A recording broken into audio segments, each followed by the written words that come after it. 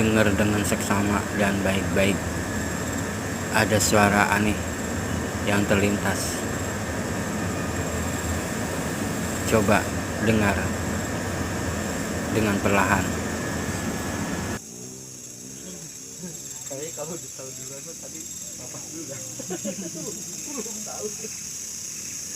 Sampai bulan